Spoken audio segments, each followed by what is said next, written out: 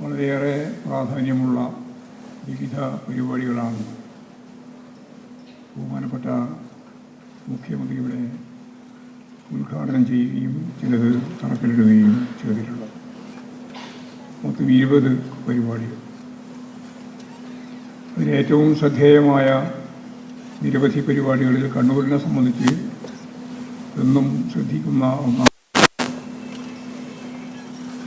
Synthetic track.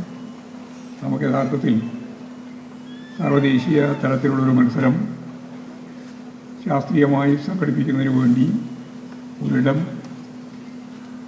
വേണ്ടത്ര സൗകര്യത്തോടുകൂടി കണ്ണൂരിൽ ഇല്ല. ഇപ്പോൾ 1-2 ട്രാക്കുകൾ അങ്ങനെ ഉണ്ടായിട്ടുണ്ടെങ്കിലും നഗര ഹൃദയത്ത് ഇപ്പോൾ ഉദ്ഘാടനം ചെയ്ത ഈ സിന്തറ്റിക് ട്രാക്ക് ഒളിമ്പിക്സ് മത്സരങ്ങൾ സംഘടിപ്പിക്കുന്നതിനുള്ള അത്രയും ശാസ്ത്രീയമായ കോർട്ടായിട്ടാണ് കാണുന്നത്. അതുപോലെ തന്നെ വളരെ പ്രധാനപ്പെട്ട ഫുട്ബോൾ ഗ്രൗണ്ട്, അതോടൊപ്പം തന്നെ ഇൻഡോർ കോർട്ട് എല്ലാം ഇവിടെ കണ്ണൂരിൻ്റെ ഹൃദയഭാഗത്ത് തന്നെ സ്ഥാപിക്കപ്പെട്ടിരിക്കുകയാണ്. കേരളത്തിലെ പോലീസ് എന്ന് പറയുന്നത് ലോകത്ത് തന്നെ ശ്രദ്ധേയമായ പോലീസ് സൈന്യമാണ്. പോലീസിൻ്റെ ഭൗതിക ഉള്ളടക്കം ഓരോ വർഷം കഴിയുന്തോറും അത് കൂടിക്കൂടി വരികയാണ്, അതിൻ്റെ കരുത്ത് വർദ്ധിക്കുകയാണ്. ഏറ്റവും ശരിയായ നിലപാട് ഉപയോഗിച്ചുകൊണ്ട്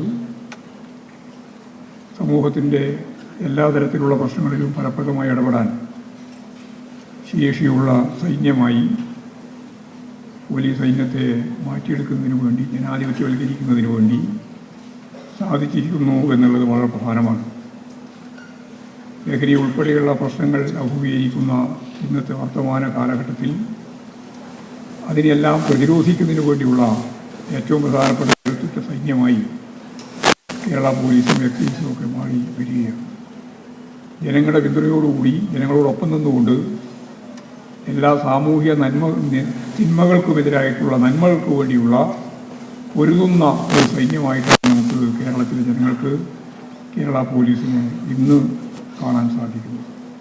മറ്റ് വിശദീകരണത്തിലേക്കൊന്നും ഞാനിപ്പോൾ കടക്കാൻ ഉദ്ദേശിക്കുന്നില്ല.